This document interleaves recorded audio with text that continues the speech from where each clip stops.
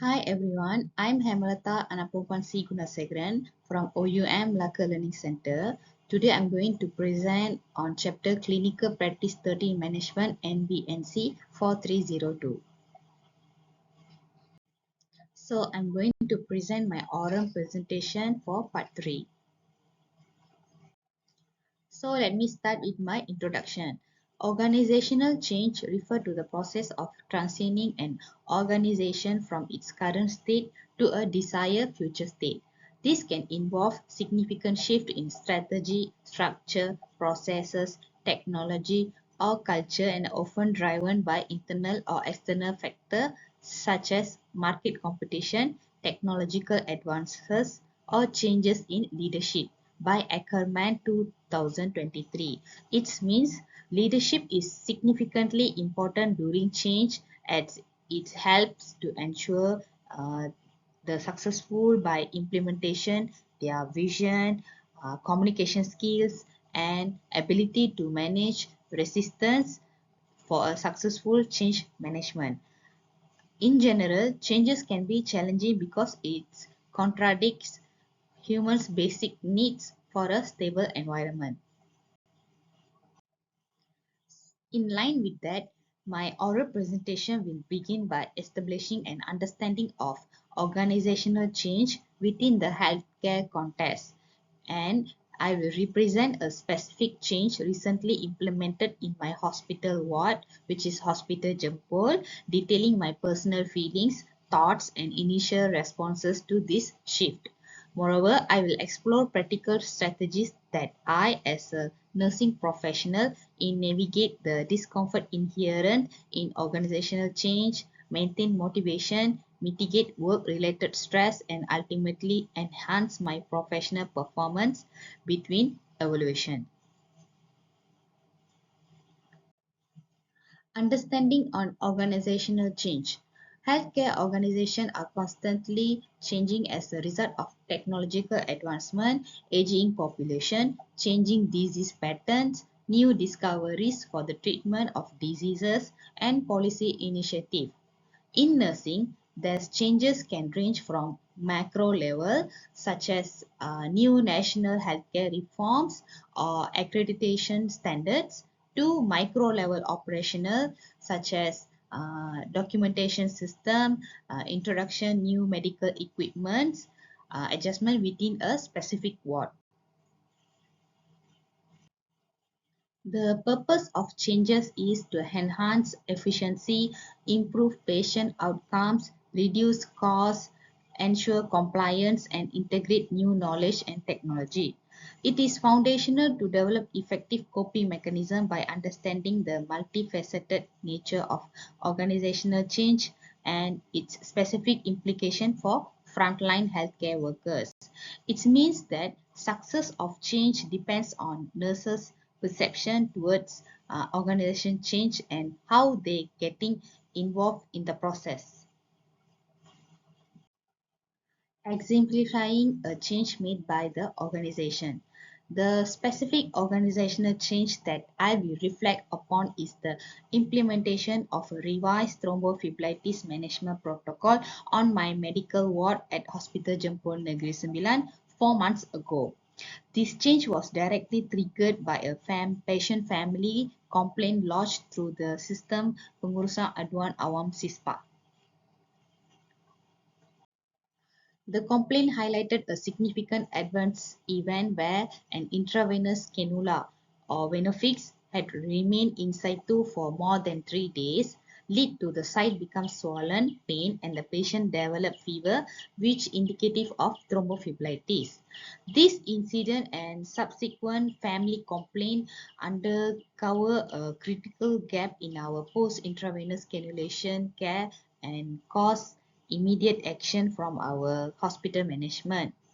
The previous practice was largely reactive where nurses will address thrombophlebitis only when symptomatic and reported by the patient. I as a staff nurse, we usually keep one granula for 3 days or more if the site for the cannula insertion is a difficulty for that patient. We will keep until more than 3 days, or If patient complain of leaking, pain, redness like that, then we will off. But however, the new protocol mandated a proactive and standardized approach where a renewed emphasis was placed on the strict adherence to the hospital existing policy of removing intravenous cannula every 72 hours. It means after within the 3 days we have to off the brenula or sooner if clinically indicated to reduce the fibrillation risk factor. So once the site where a venofix was removed were to be strictly observed for 48 hours post removal for any sign and symptom of thrombophlebitis to ensure early detection like redness, tenderness, swelling or pain. Usually before this we off the brenula, we won't monitor, we just leave it like that. But after this incident, our management asks to be observed that site for 48 hours post removal. If signs were observed, nurses were required to immediately implement a standardized set of intervention, which is application of an ice pack to the affected area and inform doctor to look for severe thrombophlebitis sign, which they may need start on antibiotics. Subsequently, after we give the ice pack to the patient, apply the ice pack, nurses required to apply magnesium sulfate cream to the affected site and need to detail and consistent documentation of 4-hourly observation for continuous 48 hours, which means 2 days, intervention and patient response in the nursing notes and specific chart, which is our thrombophlebitis chart. The rollout involved an urgent briefing by the nursing supervisor, bring out a circular detailing the new protocol and a brief demonstration of the application of the ice pack and cream. So this is our thrombophlebitis chart. So whenever patient admit, so if patient got one brenula or even more than one brenula, we will update the form for each form for the each granula. So let's for example this patient she got granula on right hand which is cephalic. So usually we will monitor every 4 hours.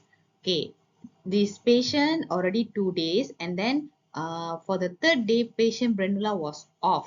So once off we should mark with the red pen and then we should write there is it the prenula was off due to leakage or patient dislodge or patient complaint of pain, something like that at the corner, and then we start the observation for the 48 hours with red pen.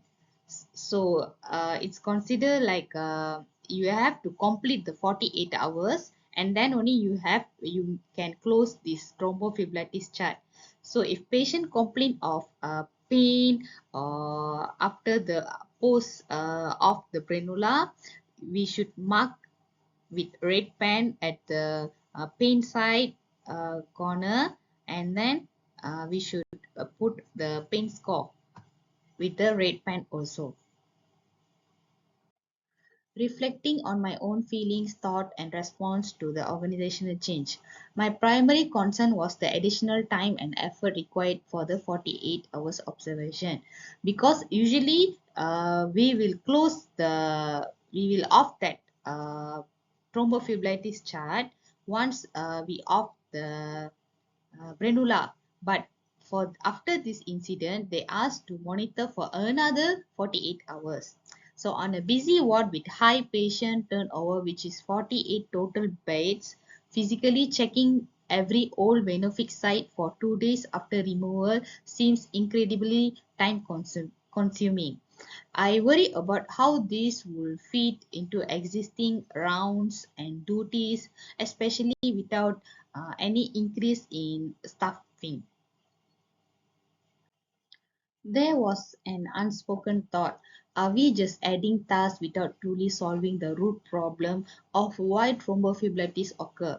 Like for example, our doctors, not our doctors, most of the doctor may didn't perform hand hygiene or skin sterilization before inserting venofix, which may lead to phlebitis. Usually the MA or the doctors from the ED, before sending the patient to the ward, they will insert the granula, one or two granula. So I think that they didn't perform the hand hygiene properly or the skin sterilization before they inserting the granula. So despite my practical concern, I recognize the clinical rationale where unmanaged thrombophlebitis can affect patient discomfort, prolonged hospital stays, and even more severe complications like cellulitis or sepsis. I understood that the management intention was to improve the patient outcome and safety, which is fundamental for nursing. My personal response during the initial implementation phase was characterized by a sense of being overwhelmed and a struggle to integrate the new step optimally into my routine. Let's say if the patient is off with one granula, the patient is discharged with one granula, it's okay. Let's if the patient got two, three granulas and then one is off because of leaking and another is off because of dislodge, another is off because due to redness, so I have to monitor for each granula I off for 48 hours. So this added a layer of cognitive burden to an already demanding day. The 48 hours observation seemed like a constant mental checklist, which I found myself frequently thinking, did I check Mr. X oversight today? How many hours has it been? Did I give the ice pack? Did the patient apply the magnesium sulfate cream? Something like that. During busy periods. So as I'm working in a medical multidiscipline ward, so I receive usually 2 to 3 admission and my discharge also accordingly same.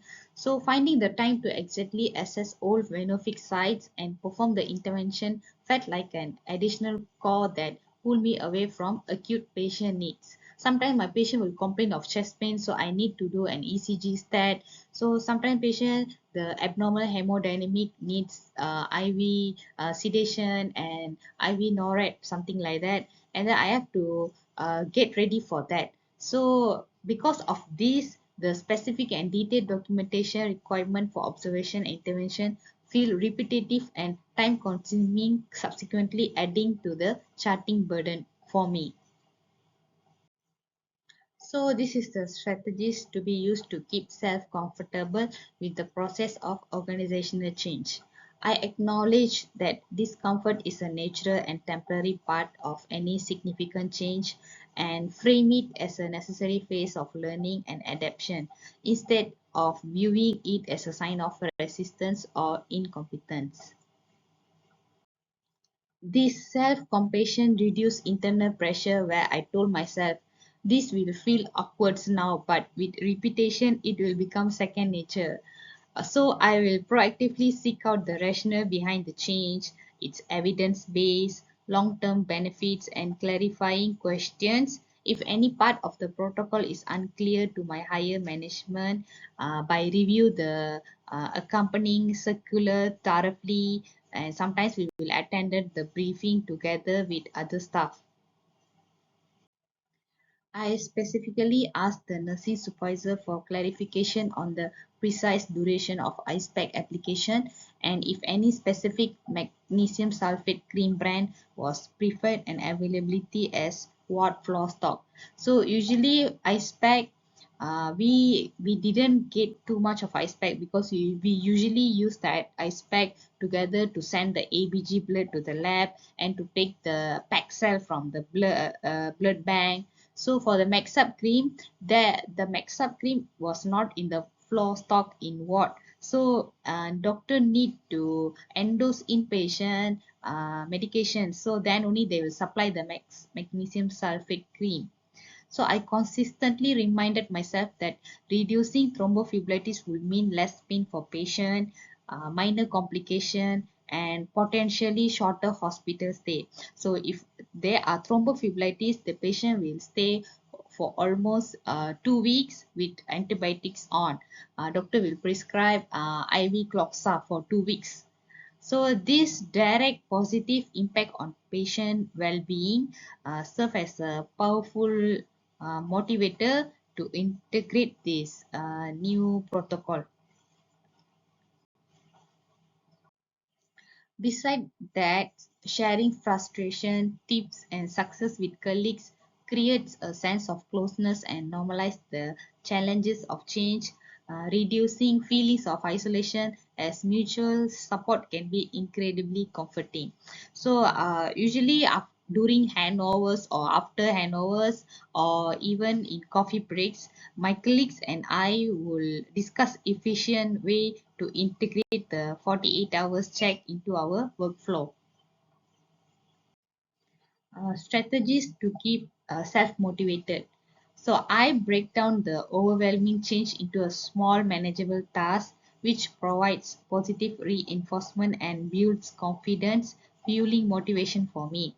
So after I take over the report, I'll ensure every patient who had the benefits removed received their 48 hours observation initiated with magnesium sulfate cream application correctly in my curricle. And after that only I will continue with my doing my report. I do ask the ward sister if my charting for thrombophlebitis observation was complete and accurate and use her feedback to refine my approach. By this, I can see the change as an opportunity to develop new skills, enhance existing one, and demonstrate adaptability, highly valued attributes in the nursing. Strategies to reduce work stress. During the initial demanding weeks, I made a conscious effort to protect my off duty time. So I avoided taking work home mentally, ensure that I got enough sleep, engaged in relaxing activities like spending time with my family or watch movie. So before start on my shift after handover, I will take a few deep breaths and learn to politely communicate when workload become truly unmanageable. If I consistently found that the new observation requirements were leading to missed basis care, I will raise this during unit meeting, offering on time span and suggesting solution like additional charting time or a temporary re-evaluation of staffing needs. I will always remind myself that the initial struggle with the new protocol was temporary and that proficiency will come with practice by focus on the improvement and observe patient outcome as well as in my own efficiency day by day. So sharing specific frustration about the logistical challenges of applying ice pack or finding the correct cream with colleagues help validate my experience and often lead to finding shared solution or simply feeling understood, reducing the feeling of isolated stress. Strategies to enhance own performance. I specifically observe and learn from senior nurses who were quickly adapting to the new observation routine by asking them for their workflow optimization. For instance, what I learned from my senior is I will give the magnesium sulfate cream to the patient and patient will applied to the skin.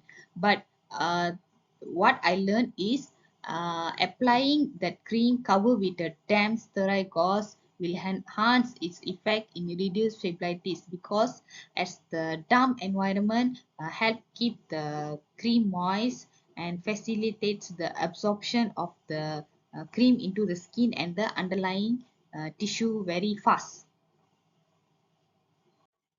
So beside that, I made a note of where the new creams and ice pack were stored and who to report if supplies run low to ensuring I could execute the intervention smoothly.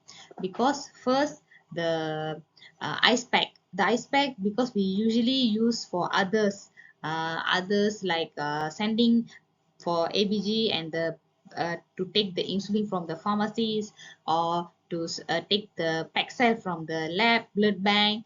So we need more ice packs. And then for the max up cream, because it's not in flow stock medication, sometimes patient granular will dislodge on night shift or after the office hour, which the pharmacy is closed. So we need that cream. That's why I asked my ward sister to prepare inpatient medication as a floor stock in the ward, so we can serve immediately, or we can apply it immediately to the patient.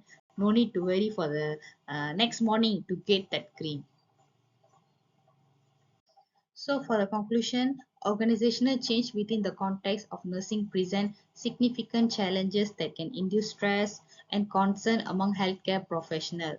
As reflected in my personal experience with the implementation of the new thrombophlebitis management protocol at Hospital Jempol, the initial discomfort, perceived increase in workload, and the demand for new observational and interventional skills were natural response to a shift from the familiar to the unknown.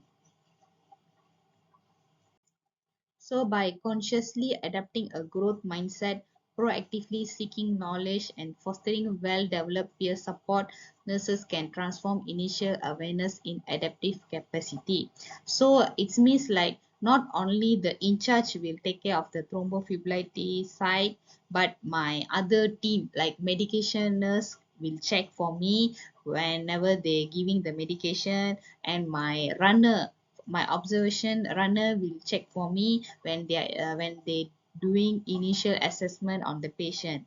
So ultimately, successful organizational change in nursing is evidence to the individual nurse's ability to evolve, learn, and ensuring that quality patient care remains uncompromised ongoing transformation. However, nurses are not passive reception of change, as they are active agents who can significantly influence their own journey through their transition.